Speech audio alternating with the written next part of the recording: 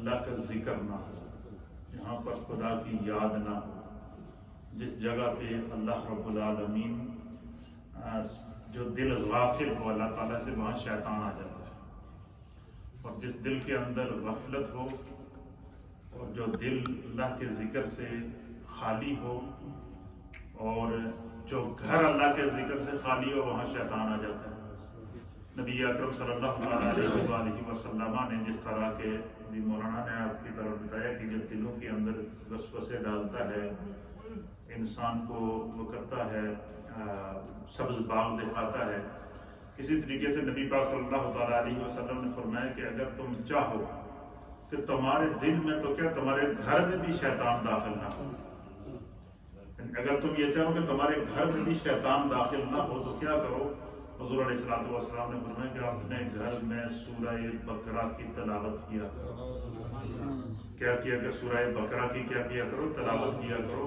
اور سرکار دو عالم صلی اللہ تعالیٰ علیہ وآلہ وسلم نے فرمایا کہ جس گھر میں سورہ بقرہ کی تلاوت کی جاتی ہے، حضور نے فرمایا وہاں شیطان داخل نہیں ہوتا، اور جس گھر میں شیطان داخل نہ ہو وہاں پر فساد نہیں ہوتا، وہاں پر فتنہ نہیں ہوتا، وہاں پر مشکلات نہیں آتی، وہاں پر جھگڑے نہیں ہوتے۔ تو اس لیے فرمایا کہ اور یہ بھی ایک حدیث کے اندر نبی پاک صلی اللہ علیہ وسلم نے فرمایا کہ یہاں پر اذان ہوتی ہے۔ کیا ہوتی ہے؟ حضور نے فرمایا کہ جہاں جہاں تک اذان کی آواز جاتی ہے تو شیطان وہاں سے بھاگ جاتا ہے اور وہ چاہتا ہے کہ میرے کان میں اذان کی آواز نہ پڑے۔ تو اس لیے جیسے ہی اب اذان کی آواز آئی تو شیطان بھاگ گیا۔ اب جب شیطان بھاگ گیا تو ہمیں سب سے پہلا کام اذان کی آواز سن کے کیا کرنا چاہیے؟ فوری طور پر وضو کر کے نماز کی تیاری کرنی چاہیے۔ اور روایات کے اندر آتا ہے، علماء نے لکھا ہے کہ جب بندہ اذان کی آواز سن کر وضو کرتا ہے اور نماز کے لیے عمل شروع کر دیتا ہے تو پھر جب باوضو ہو جاتا ہے تو پھر شیطان اس پر غلبہ نہیں پا سکتا، وہ اس کے قریب نہیں آتا۔ لیکن چونکہ اگر ہماری سوچ، فکر، تصور اور تخیل چونکہ اس کے ساتھ رہ کر اس کی عادتیں اپنا کر بندہ کیا ہو جاتا ہے؟ وہ عادی ہو جاتا ہے اور چاہتا ہے کہ کوئی بہانہ ملے۔ تو اس لیے اللہ کے حبیب علیہ الصلوۃ والسلام نے فرمایا کہ اگر تم چاہو کہ تمہارے گھر میں بھی شیطان داخل نہ ہو تو گھروں میں سورہ بقرہ کی تلاوت کیا کرو۔ فرمایا جس گھر میں سورہ بقرہ کی تلاوت ہوتی ہے وہاں پر شیطان داخل نہیں ہوتا۔ ہمارا ٹاپک ہے کہ ہم عشرہ مغفرت میں ہیں۔ یہ عشرہ مغفرت ہے اور ہم مغفرت کیسے حاصل کریں، اللہ کی بارگاہ میں دعائیں کیسے قبول کریں، توبہ اور استغفار کیسے کریں، کس طرح ہمیں خدا کا قرب مل جاتا ہے۔ میرے سامنے حدیث پاک ہے جامع ترمذی کی۔ نبی اکرم صلی اللہ تعالیٰ علیہ وآلہ وسلم کی بارگاہ میں جب صحابہ آتے نا تو حضور علیہ الصلوۃ والسلام نے ان کو طریقے بتاتے تھے کہ ہم کس طریقے سے، کس طرح شیطان کے چنگل سے بچ سکتے ہیں، کس طرح اپنے آپ کو گناہوں سے بچا سکتے ہیں، کس طرح ہماری دعا قبول ہو سکتی ہے، کس انداز سے ہم اپنے رب کے قریب ہو سکتے ہیں۔ تو وعن عبد الرحمن ابن ابی بکرۃ رضی اللہ تعالی عنہ، حضرت عبد الرحمن بن ابی بکرہ بیان کرتے ہیں کہ وعن ابیہ، کہتے ہیں کہ اے گل مینوں میرے ابا جی نے دسی۔ حضرت عبد الرحمن بن ابی بکر کیا کہتے ہیں کہ یہ حدیث مجھے میرے والد نے سنائی ہے۔ اس حدیث سے جہاں پر وہ سبق ملتا ہے وہاں پر ایک سبق یہ بھی ملتا ہے کہ اگر ماں باپ کو کوئی چنگی گل پتہ چلے، کسی بات کا علم ہو جائے تو وہ سب سے پہلے کوشش کریں کہ اپنے بچوں کے کان میں ڈالیں، اپنے بچوں کو خود بتائیں کہ ہم نے آج امام صاحب کے درس میں سنا ہے کہ مسجد میں آ کر نماز پڑھنے کا یہ ثواب ہے، آج ہم نے امام صاحب کے درس میں سنا ہے کہ وضو کی یہ فضیلت ہے، آج ہم نے امام صاحب کے درس میں یہ سنا ہے کہ ہم شیطان کے چنگل سے کس طرح بچ سکتے ہیں۔ وہ بات کیا کریں؟ شیئر کریں۔ آپ دیکھیں نبی پاک صلی اللہ تعالیٰ علیہ وآلہ وسلم جس وقت صحابہ اکرام کو تعلیم دیتے تھے تو حضور علیہ الصلوۃ والسلام کے ارد گرد بعض روایات کے مطابق 40 صحابہ، بعض روایات کے مطابق 58 صحابہ وہ ہوتے تھے جو نبی پاک صلی اللہ علیہ وسلم کی منہ مبارک سے نکلنے والی باتوں کو لکھا کرتے تھے. اگر حضور پر وحی نازل ہو تو وحی کو حضور علیہ الصلوۃ والسلام جب جبریل وحی لے کر آتے تو سرکار دو عالم صلی اللہ علیہ وسلم اس وحی کو دہراتے تو صحابہ بیٹھے اس نازل ہونے والے قرآن کو لکھ لیتے تھے. پھر اسی طریقے سے سرکار دو عالم صلی اللہ تعالی علیہ وآلہ وسلم صحابہ اکرام کو کوئی بھی بات بتائیں، کوئی بھی نصیحت کریں، کوئی بات ان کو سمجھائیں، صحابہ اس کو لکھ لیتے تھے. حتیٰ کہ ایک دفعہ کسی ایک صحابی جو ہے وہ کو یہ بتایا گیا کہ بھائی آپ ہر وقت حضور کے علیہ السلام کی ہر بات لکھتے رہتے ہیں، ہر بات آپ لکھتے ہیں. کبھی ایسا ہوتا ہے کہ سرکار دو عالم صلی اللہ علیہ وسلم جلال کی حالت میں ہوتے ہیں، کبھی ہوتا ہے کہ وہ اچھے مذاق کے موڈ میں ہوتے ہیں، کبھی ہوتا ہے کہ نارمل ہوتا ہے، کبھی جب وہ پرائیویٹ بات ہو رہی ہوتی ہے، کبھی جو ہے وہ خصوصی بات ہوتی ہے تو تم ہر بات کو لکھ دیتے ہو، جو غصے میں ہو وہ بھی لکھ دیتے ہو. تو یہ ایک آپس میں صحابہ نے ایک دوسرے کو مشورہ دیا. سرکار دو عالم صلی اللہ علیہ وسلم کو پتہ چلا تو حضور نے فرمایا کہ رب کی قسم جس کے قبضہ قدرت میں میری جان ہے، اس منہ سے کوئی بات حق کے سوا نکلتی ہی نہیں، اس لیے میں جس حال میں بات کروں اس کو لکھو. آپ نے دیکھا کہ جب بھی ہم نبی پاک صلی اللہ علیہ وسلم کی حدیث بیان کرتے ہیں، یہ حدیث جو ترمذی کی میں نے آپ کے سامنے بیان کی، اس کا آغاز کیا وعن عبد الرحمن بن ابی بکر. حضرت عبد الرحمن بن ابی بکر بیان کرتے ہیں کہ وعن ابیہ، میرے ابا جان نے یہ بات مجھے سنائی ہے. کیا قال، فرماتے ہیں کہ قال رسول اللہ صلی اللہ تعالی علیہ وآلہ وسلم، کہ نبی اکرم صلی اللہ تعالی علیہ وآلہ وسلم کی مجلس لگی تھی. صحابہ اکرام ہدایت کے ستارے میرے مصطفیٰ کریم کی بارگاہ میں تشریف فرما تھے. تو صحابہ اکرام کو حضور علیہ الصلوۃ والسلام نے مخاطب کر کے فرمایا کہ الا احدثکم باکبر الکبائر. حضور علیہ الصلوۃ والسلام نے صحابہ سے فرمایا کہ کیا میں آج تمہیں نہ بتاؤں کہ کبیرہ گناہوں میں سے جو ہے، بڑے گناہوں میں سے جو ہے وہ جو بڑے بڑے سب سے بڑے اور کبیرہ گناہ ہیں جو ہماری زندگی میں سرزد ہوتے ہیں، میں آج تمہیں کبیرہ گناہوں کے بارے میں نہ بتاؤں کہ جو بہت بڑے گناہ ہیں جن سے خدا ہمیشہ ناراض ہوتا ہے. تو اب حدیث کے الفاظ ہیں قالو، یہ جمع کا صیغہ ہے کہ اس مجلس مصطفیٰ میں موجود جتنے صحابہ تھے نا، قالو، سارے بیک آواز بول اٹھے، سب ٹوگیدر نبی پاک صلی اللہ علیہ وسلم کی بارگاہ میں کہنے لگے کیا بلا یا رسول اللہ، کیوں نہیں، ہمیں ضرور بتائیں کہ وہ کون سے روزمرہ کی ہماری گفتگو ہے یا وہ کون سا عمل ہے جس کی وجہ سے کبیرہ گناہ ملتا ہے اور خدا ہم سے ناراض ہوتا ہے، وہ کون سا ہے. سرکار دو عالم صلی اللہ تعالیٰ علیہ وسلم نے فرمایا کہ کبیرہ گناہوں میں سے سب سے پہلا کبیرہ گناہ کیا ہے؟ فرمایا کہ الاشراک باللہ، اللہ تعالیٰ کے ساتھ شرک کرنا. اللہ کے ساتھ کیا کرنا؟ شرک کرنا. شرک یہ ہے کہ خدا کی جیسے کہ بتوں کی پوجا کرنا، یہ شرک ہے. اللہ کے مقابل کسی کو لا کر کھڑا کر کے جناب اس کے فضائل بیان کرنا، یہ شرک ہے. شرک فرمایا اللہ کو بہت ہی ناپسند ہے اور یہ کبیرہ گناہوں میں سے. قرآن کریم فرقان مجید میں اللہ نے فرمایا کہ جس وقت جہنمیوں کو عذاب دیا جائے گا تو وہ جہنم کی جو آگ ہوگی اس کا ایندھن جو ہوگا جس کے ساتھ آگ جلائی جائے گی وہ انسان اور پتھر ہوں گے. پہلے اس پارے میں سورہ بقرہ کے اندر اللہ فرماتا ہے کہ جہنم کی آگ کا ایندھن کیا ہوگا؟ انسان اور پتھر ہوں گے. تو مفسرین اور محدثین نے لکھا ہے کہ اس کی کیا وجہ ہے؟ انسان نے تو چلو گناہ کیا ہے وہ تو جائے گا جہنم میں، یا کفر کیا ہے تو جہنم میں جائے گا، یا شرک کیا ہے تو جہنم میں جائے گا. اس میں کیا حکمت ہے کہ اللہ فرماتا ہے کہ پتھروں کو بھی اس کا ایندھن بنایا جائے گا؟ پتھروں نے کیا قصور کیا کہ ان کو جہنم میں ڈالا جائے گا؟ تو ان کو تو اللہ نے جس حال میں رکھا وہ اس حال میں ہے. تو حضور اللہ نبی علیہ الصلوۃ والسلام نے اس طرف اشارہ دیا کہ اس آیت میں جو اللہ فرماتا ہے کہ جہنم کی آگ کا ایندھن انسان اور پتھر ہوں گے، اس کی وجہ یہ ہوگی کہ وہ لوگ جو پتھروں کی پوجا کرتے تھے، پتھروں کی مورتیاں بنا کے ان کی پوجا کرتے تھے، جس کو بت کہتے ہیں، بتوں کی پوجا کرتے تھے اور بتوں سے اللہ کو چھوڑ کر بتوں سے جو وہ مدد مانگتے تھے. تو قیامت کے دن اللہ تعالیٰ ایک تو ان کو ان کے شرک کی وجہ سے آگ میں ڈالے گا، دوسرا ان کے ساتھ ان پتھروں کو ان بتوں کو بھی آگ میں ڈالا جائے گا. کیوں؟ اللہ ان کو یہ دکھائے گا کہ جن بتوں کی تم پوجا کرتے تھے یہ اپنے آپ کو آگ سے نہیں بچا سکتے تو تمہیں کیا بچاتے ہیں؟ تم کیوں اپنے آپ کو جہنم میں ڈال رہے تھے؟ تو حضور اللہ نبی علیہ السلام نے اس حدیث کے اندر کیا فرمایا؟ الاشراک باللہ، اللہ تعالیٰ کے ساتھ شرک کرنا یہ کبیرہ گناہوں میں سے بڑا گناہ ہے۔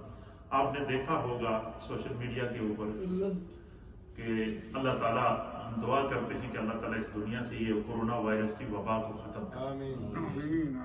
یہ بڑی مصیبت ہے، یہ انسانیت کے لیے، ہر انسان چاہے اس کا کسی بھی مذہب سے ہو، ہم اس کے لیے بد دعا نہیں کرتے، ہم کرتے ہیں کہ خدا بند قدوس ان کو ہدایت دے اور اس مصیبت سے اللہ انسانیت کو نکالے۔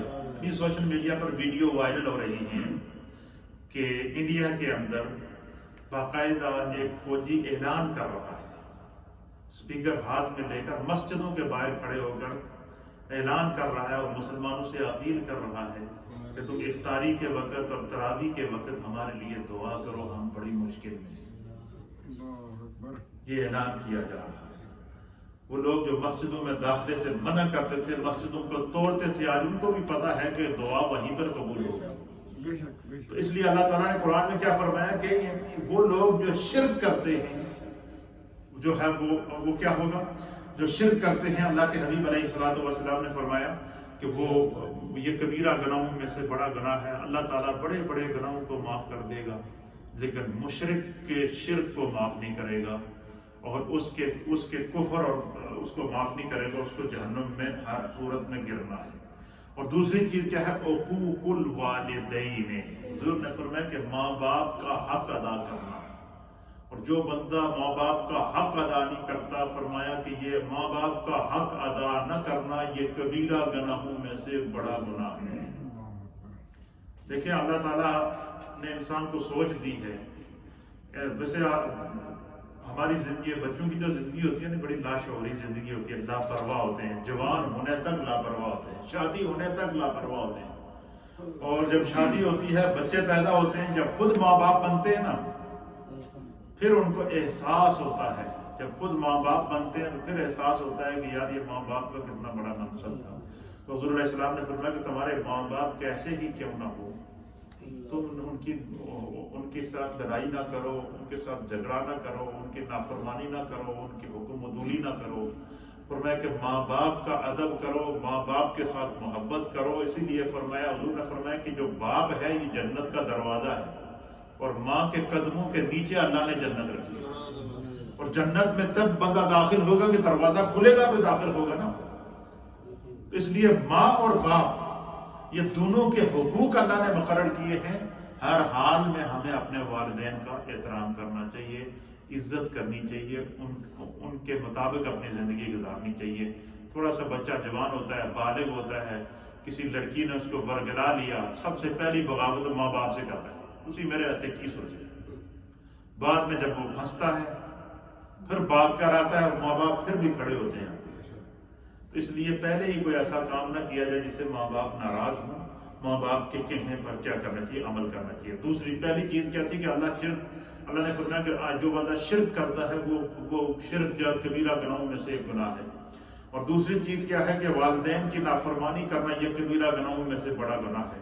اور تیسری یہ چیز حضور علیہ السلام بیان کرتے تھے، اور حضرت عبد الرحمن بن ابی بکرہ کہتے ہیں کہ وہ جلسا وکان متکئا، حضور علیہ السلام اس طرح ٹیک لگا کر بیٹھے ہوئے تھے۔ متکئا کہتے ہیں، متکئا کا معنی ہے تکیہ لگا کر بیٹھنا۔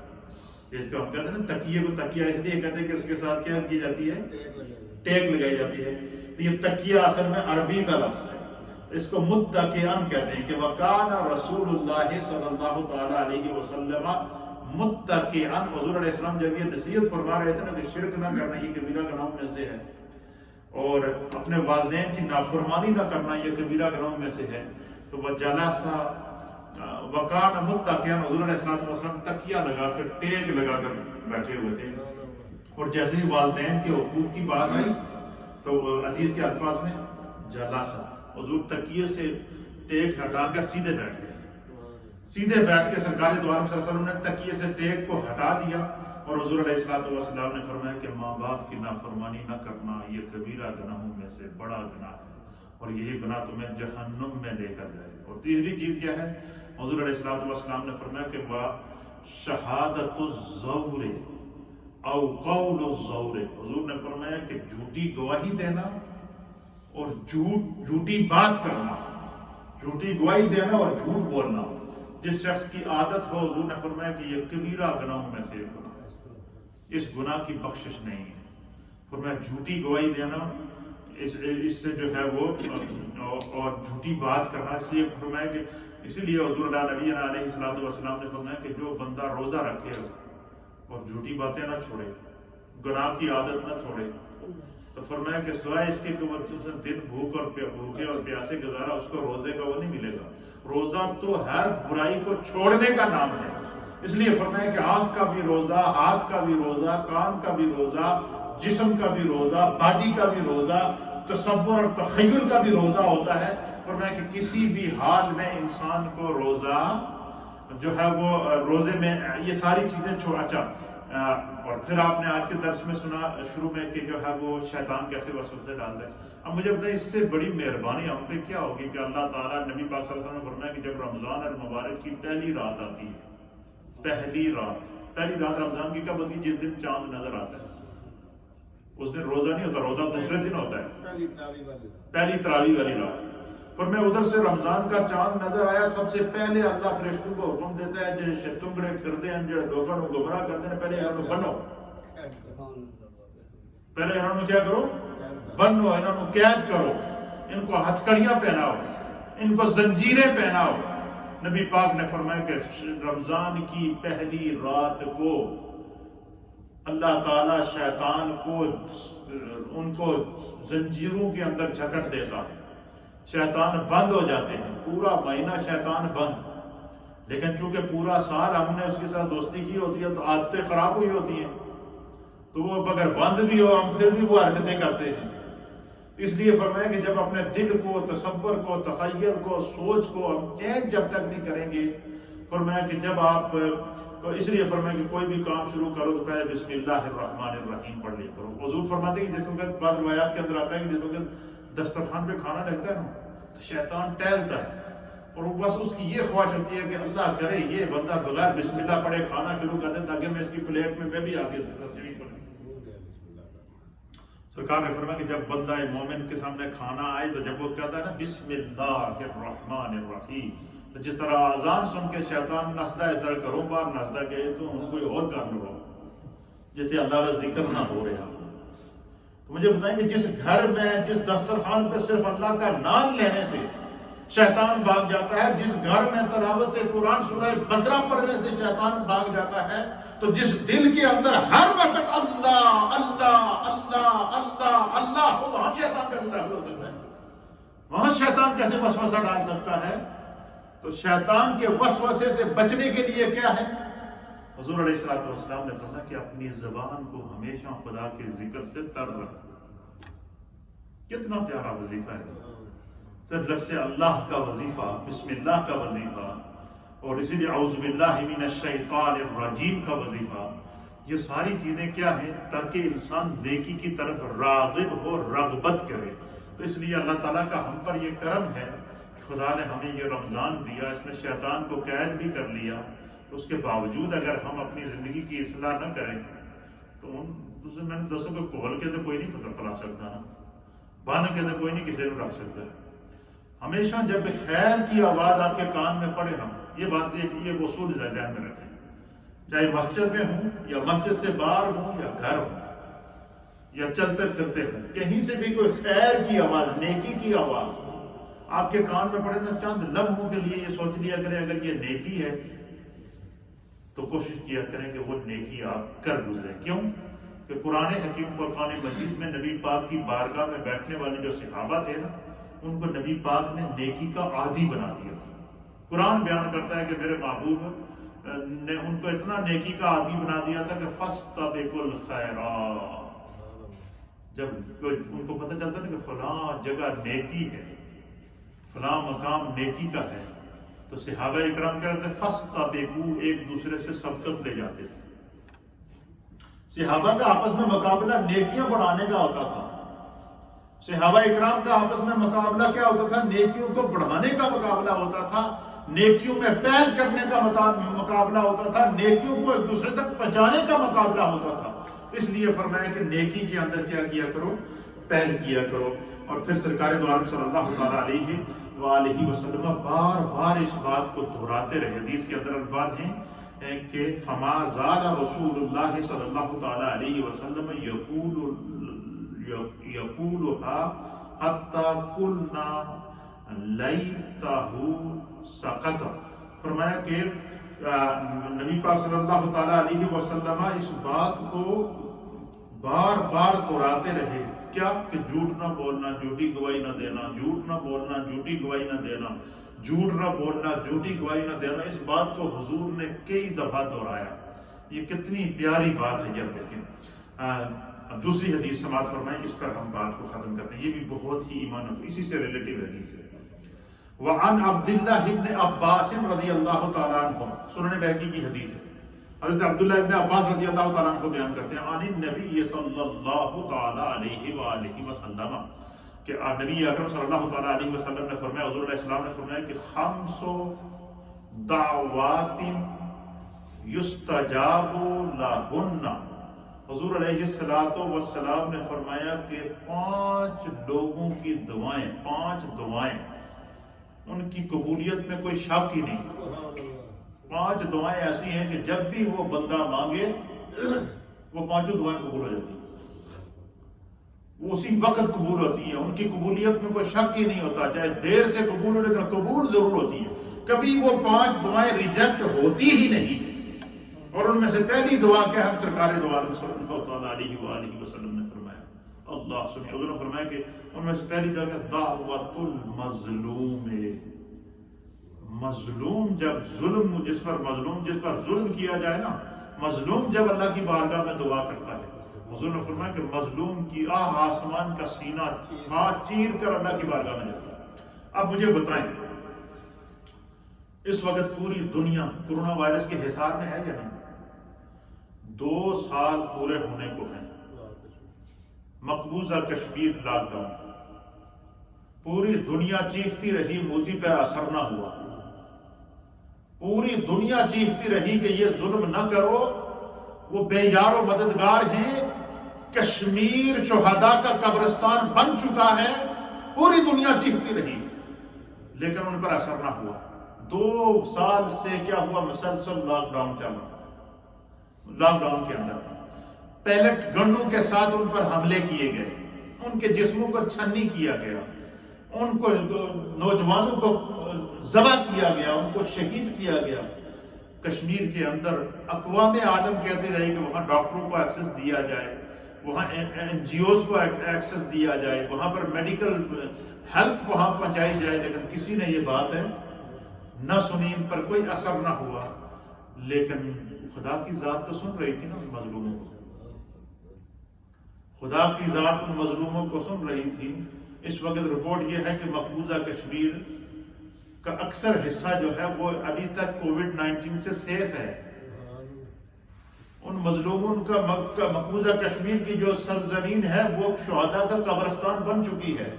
چاروں طرف سے ان کو حصار میں رکھا گیا. ماؤں کے سامنے بیٹے ذبح ہوتے رہے، ماؤں کے سامنے بیٹوں کے سینے میں گولیاں ماری جاتی رہی، عورتوں کی عصمت دری کی جاتی رہی، دنیا چیختی رہی لیکن ظالموں کے اوپر کوئی اثر نہ ہوا.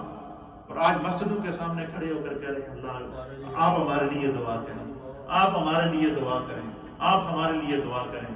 تو حضور علیہ السلام نے اس حدیث نے کیا حضور نے فرمایا 5 دعاؤں کی قبولیت میں شک ہی نہیں ہے. اور ان میں سے سب سے پہلی دعا کیا ہے؟ دعوت المظلوم. مظلوم کے مانگی ہوئی جو ہوتی ہے وہ کبھی نہیں جاتی. اور انہوں نے مقبوضہ کشمیر کا ایک چھوٹا سا ریاست کشمیر کا حصہ کیا کیا، اس کو پورے سال سے لاک ڈاؤن رکھا کہ اس میں کوئی داخل نہ ہو. اللہ نے پوری دنیا کو لاک ڈاؤن کر دیا. اس لیے انسان کو اللہ فرماتا ہے فَاعْتَبِرُوا يَا أُولِي الْأَبْصَارِ. اے انسان، خدا نے تمہیں عقل دی ہے، تم اس سے عبرت حاصل کر.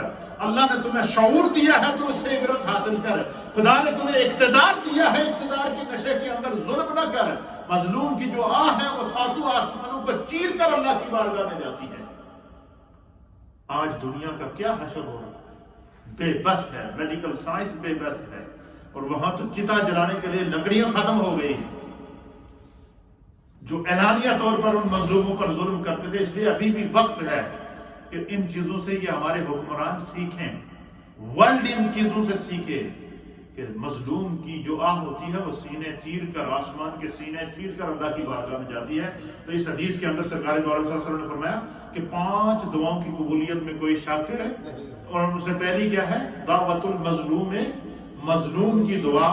جب وہ ظالم کے خلاف دعا کرتا ہے، حضور نے فرمایا کہ مظلوم کی دعا کب تک قبول ہوتی رہتی ہے؟ حتی ینتصرہ، فرمایا کہ مظلوم کی دعا اس وقت تک قبول ہوتی رہتی ہے جب تک کہ وہ بدلہ نہ لے۔ اب مجھے بتائیں کہ مقبوضہ کشمیر کے اندر یا فلسطین کے اندر اگر لاکھوں کی تعداد میں فوج لگی ہے، نہتے کشمیریوں کے سامنے اگر 10 لاکھ فوج لگی ہے، اور ان کے سامنے ٹینک بھی لیے بیٹھے ہیں، گنے بھی لیے بیٹھے ہیں، گولیاں بھی برسا رہے ہیں، ان کے سینے بھی چیر رہے ہیں، تو وہ ان کا تو کچھ بگاڑ نہیں سکتے، لیکن یہ تو کر سکتے ہیں کہ بارے الہ تو دیکھ رہا ہے، اور ہمیں سزا کیا دی جا رہی ہے کہ ہم تیرا کلمہ پڑھتے ہیں، تیرے حبیب پر ایمان لے کر آئے ہیں۔ تو فرمایا کہ حضور نے فرمایا کہ مظلوم کی دعا ظالم کے حق میں، ظالم کے خلاف جو مظلوم کی دعا ہوتی ہے وہ اس وقت تک قبول ہوتی رہتی ہے جب تک اس زمین سے ظلم نہ اٹھے۔ یہ تو کرونا وائرس اور یہ سزائیں، یہ آزمائشیں، یہ تو ایک ٹریلر ہے۔ ابھی اس سے بڑے بڑے سونامی آنے ہیں، ابھی نیچے کی زمینیں اوپر اور اوپر کی زمینیں نیچے ہونی ہیں۔ قرآن کہتا ہے اذا زلزلت الارض زلزالها واخرجت الارض اثقالها وقال الانسان ما لها۔ اس لیے ابھی بھی وقت ہے کہ کشمیر میں ظلم کو ختم کرو۔ ابھی تو صرف چتا کے لیے لکڑیاں ختم ہوئی ہیں، نہ جانے کسی مظلوم کی آہ نیچے کی زمین کو اوپر اور اوپر کی زمین کو نیچے کر دے۔ اللہ تعالی ہمیں جو ہے وہ انسانیت کے درد کو سمجھنے کی توفیق عطا فرمائے، اور ان مظلوموں کی آہیں اس وقت اللہ کی بارگاہ میں مقبولیت کی طرف جا رہی ہیں۔ اور دوسری کیا حضور علیہ الصلوۃ والسلام نے فرمایا؟ دوسری چیز کیا ہے؟ سرکار نے فرمایا کہ دعوت الحاج حتی یصدروا، کہ حضور علیہ الصلوۃ والسلام نے فرمایا کہ حج کے لیے جانے والا جو حاجی ہوتا ہے، جب حج کے سفر پر جاتا ہے، فرمایا حج کے سفر پر روانہ ہونے سے لے کر حج سے واپس گھر پہنچنے تک یہ جتنا وقت ہے، اس پورے وقت کے اندر حاجی جب بھی دعا مانگتا ہے خدا اس کی دعا کرتا ہے۔ اس لیے کہتے ہیں نا کہ جب کوئی حاجی حج کے لیے جائے تو اسے کیا کہا کرو کہ بھئی ہمارے لیے وہاں دعا کر، ہمارے لیے دعا کرنا۔ اور حاجی کو یہ بھی کہا جاتا ہے کہ تو نے اگر کسی کے حقوق مارے ہیں تو وہ ادا کر کے جا، کیونکہ تو اس بارگاہ میں جا رہا ہے کہ جہاں سے تو واپس لوٹے گا تو گناہوں سے بالکل پاک ہوگا۔ تو پہلی چیز کیا تھی کہ مظلوم کی جو بددعا ہوتی ہے ظالم کے حق میں وہ فوراً قبول ہوتی ہے، اور وہ قبول ہو کے رہتی ہے، دیر سے ہو یا جلدی ہو وہ قبول ہو کے رہتی ہے۔ اور اس کا منظر ہم نے اپنی آنکھوں سے دیکھا کہ 2 سال سے کشمیر کو لاک ڈاؤن میں رکھنے والے اور 70 سال سے کشمیریوں کو کشمیر کی سرزمین کو شہداء کا قبرستان بنانے والے، کشمیر کی سرزمین پر خون کو پانی کی طرح بہانے والے ظالم آج جو ہے وہ دنیا کے سامنے جو ہے وہ بالکل جو ہے وہ عاجز ہوئے پڑے ہیں۔ تو اللہ بتا رہا ہے کہ سب سے بڑی طاقت اللہ ہی ہے۔ ان القوۃ للہ، طاقت اللہ کے لیے ہے، وللرسول، اور اس کے رسول کے لیے ہے۔ اس لیے فرمایا کہ یہ دنیا کا جو زوم ہوتا ہے یہ آخرت میں قل جاء الحق وزهق الباطل، حق آتا ہے اور باطل کو اللہ مٹا دیتا ہے، باطل مٹ کر رہتا ہے۔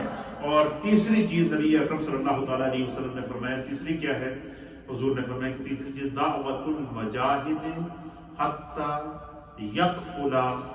حضور علیہ السلام نے فرمایا کہ مجاہد جو اللہ کے راستے میں اپنے وطن کے لیے، اپنے دین کے لیے جہاد کرتا ہے، حضور نے فرمایا کہ جب تک وہ حالت جہاد میں رہتا ہے اس کی دعا قبول ہوتی رہتی ہے۔ اب کشمیر کے اندر کیا ہو گیا؟ مظلوم بھی موجود ہے اور مجاہد بھی موجود ہے۔ مظلوم کی دعائیں بھی اللہ کی بارگاہ میں ظالم کے خلاف جا رہی ہیں، اور مجاہد کی دعائیں بھی ظالم کے خلاف جا رہی ہیں۔ تو یہ دنیا اس منظر کو دیکھے اور اسے سبق سیکھے کہ ظلم پھر ظلم ہے، بڑھتا ہے اور مٹ جاتا ہے، خون پھر خون ہے، گرتا ہے اور جم جاتا ہے۔ تو فرمایا کہ مجاہد کی دعا اللہ کی بارگاہ میں ہمیشہ قبول ہوتی ہے۔ اور چوتھی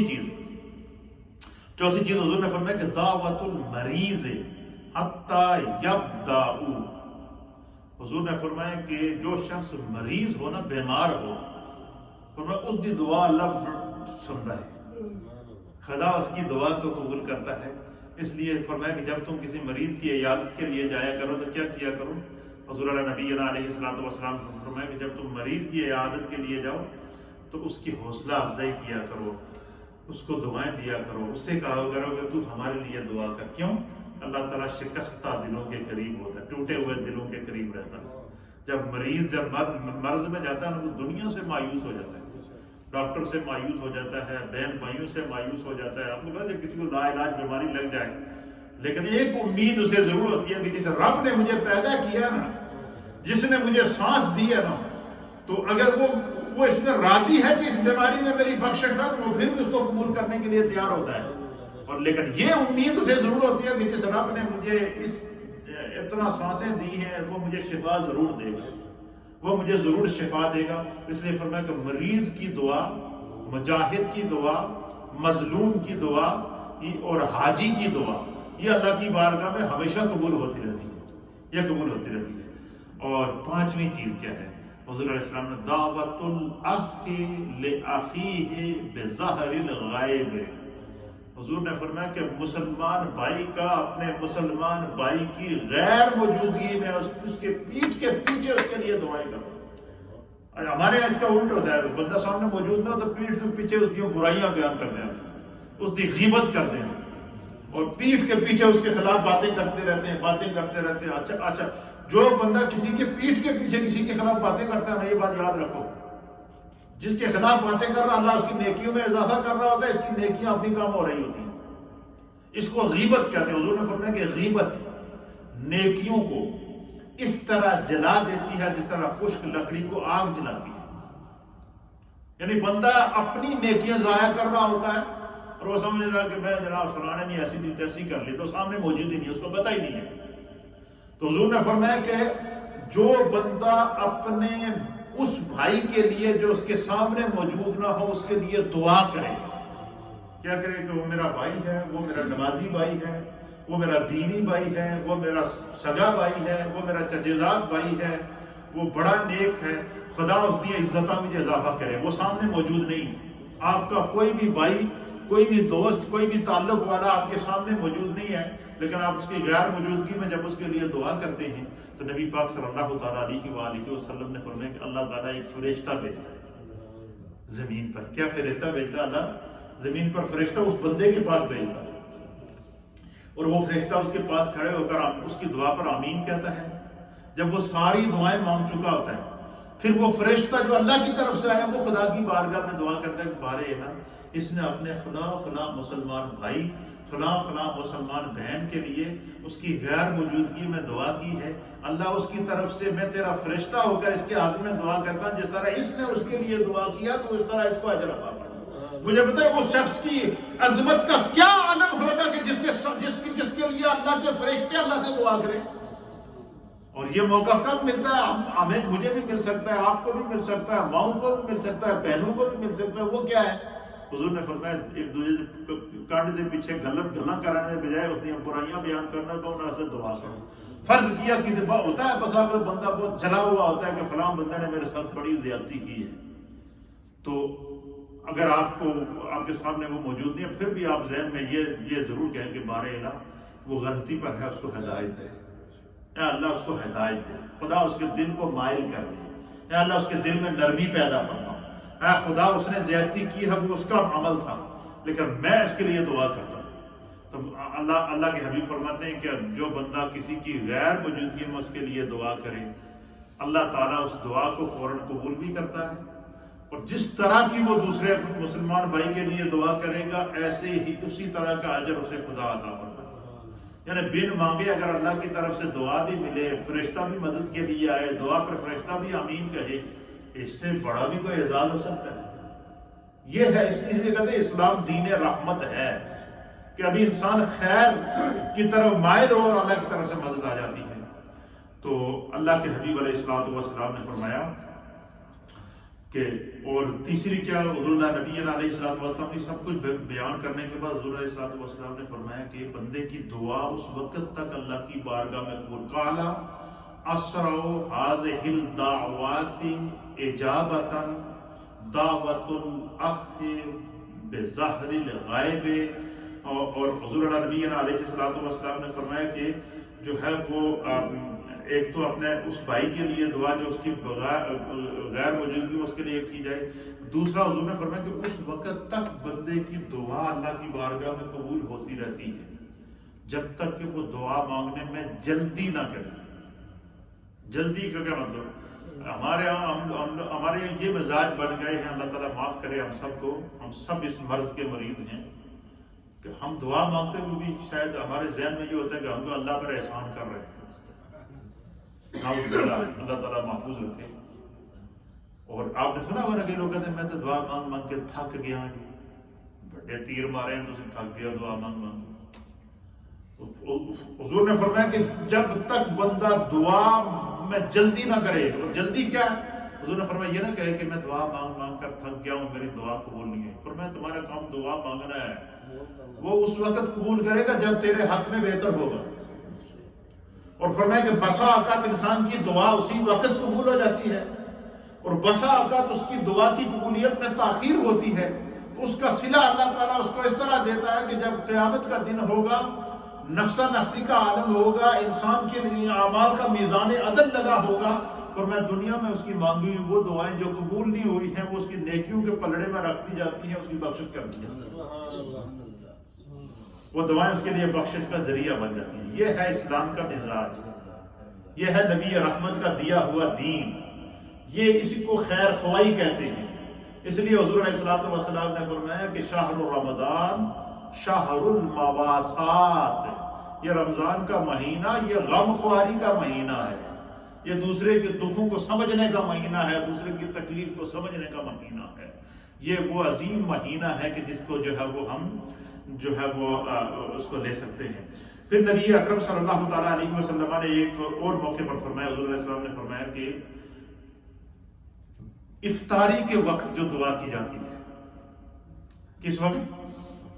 عند الافطار، دعوت عند الافطار، کہ افطاری کے ٹائم جو دعا کی جاتی ہے وہ دعا اللہ کی بارگاہ میں قبول ہوتی ہے۔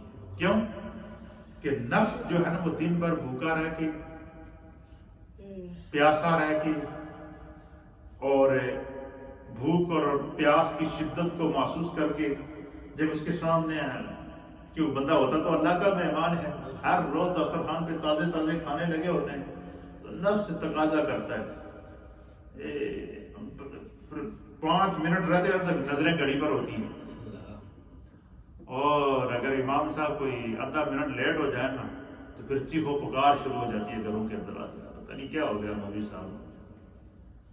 حضور نے فرمایا کہ وہ جو وقت ہوتا ہے وہ قبولیت کا وقت ہوتا ہے، اس وقت دل سے دعا کیا کرو۔ اور آدھے منٹ کے بعد آپ نے کھانا، یہ سارے کھانے آپ نے ہی کھانے ہیں نا، ہم نے ہی کھانے ہیں نا، اس لیے فرمایا کہ سب کچھ موجود، نفس کا تقاضا موجود، لیکن جب نفس تقاضا کر رہا ہو کہ جو ہے وہ دعا کی طرف متوجہ نہ ہو اور بندہ اس وقت رب کی طرف متوجہ ہو، فرمایا افطاری کے ٹائم کی جانے والی جو دعا ہوتی ہے وہ اللہ کی بارگاہ میں فوراً مقبول ہوتی ہے، وہ دعا کبھی ریجیکٹ نہیں ہوتی، وہ دعا کبھی ضائع نہیں ہوتی۔ تو یہ چند ضروری باتیں تھیں جس کو میں نے آپ کی خدمت کے اندر بیان کیا ہے، اور اسی طریقے سے یہ جو ہمارا کل کا درس تھا اس کے اندر بھی میں نے آپ کی خدمت میں یہ ساری چیزیں، اس میں ایک حدیث کا ٹکڑا کل میں نے بیان کیا تھا تو ایک رہ گیا تھا، وہ بھی میں بیان کر دیتا ہوں، پھر دعا کے ذکر کی طرف بڑھتی۔ نبی اکرم صلی اللہ علیہ وسلم نے فرمایا کہ لا تکثروا الکلام بغیر ذکر اللہ فإن کثرة الکلام بغیر ذکر اللہ قسوة للقلب۔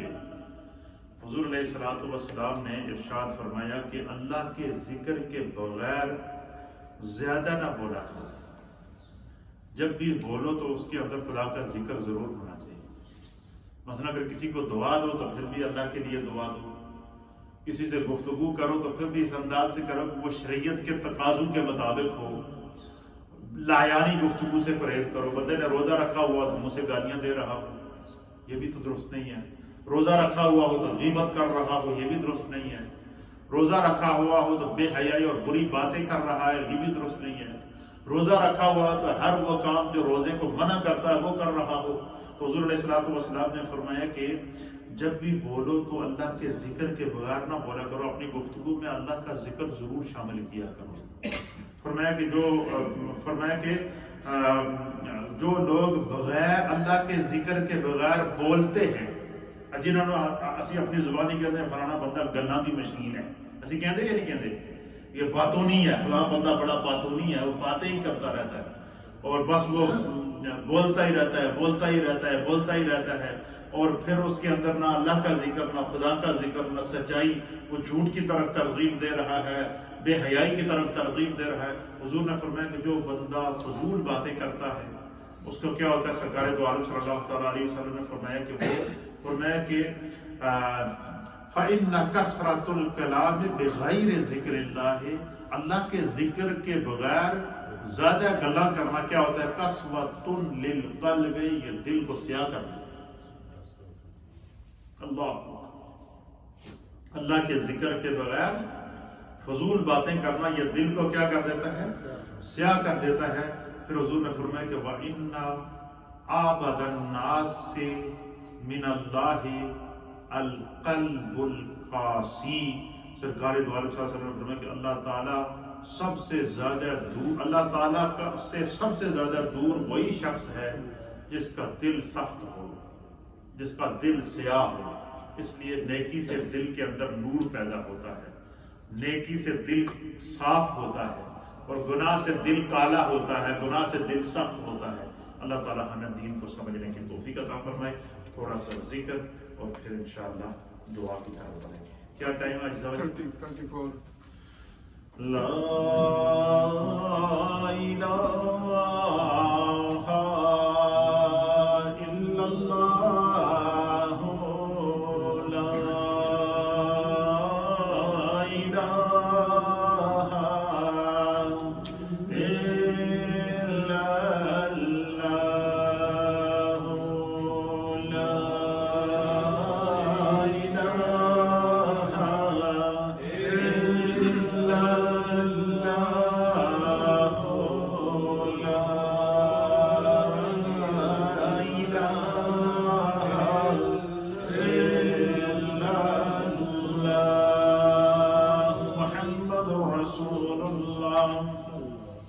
صلی اللہ تعالی علیہ وآلہ وسلم، لا الہ الا اللہ، الا اللہ، الا اللہ، لا الہ الا اللہ، الا اللہ، الا اللہ، لا الہ الا اللہ، الا اللہ، الا اللہ، لا الہ الا اللہ، الا اللہ، الا اللہ، لا الہ الا اللہ، الا اللہ، الا اللہ، لا الہ الا اللہ، محمد رسول اللہ صلی اللہ تعالی علیہ وآلہ وسلم۔ اللہ اللہ اللہ اللہ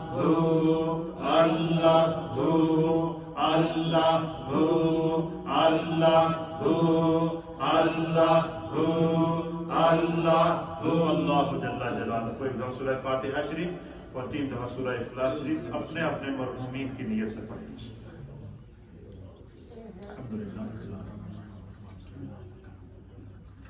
اهدنا الصراط المستقيم صراط الذين أنعمت عليهم قل هو الله أحد الله الصمد لم يلد ولم يولد ولم يكن له كفوا أحد قل هو الله أحد الله الصمد لم يلد ولم يولد ولم يكن له كفوا أحد قل هو اللہ احد اللہ الصمد لم یلد ولم یولد ولم یکن له کفوا احد۔ یا اللہ ہمارے اس افطار اسپیشل کے پروگرام کو اپنی بارگاہ میں قبول فرما۔ یا اللہ ہم سب کے گناہوں، خطاؤں، لغزشوں، کوتاہیوں کو معاف فرما۔ سب کے گھر بار میں، رزق میں، روزگار میں، کاروبار میں، مال جان، عزت، آبرو، اولاد میں برکت عطا فرما۔ ہم سب نے جتنے کلمات پڑھے ہیں اس کا ثواب نبی پاک صلی اللہ تعالیٰ علیہ وآلہ وسلم کی بارگاہ میں پیش کرتے ہیں، قبول فرما۔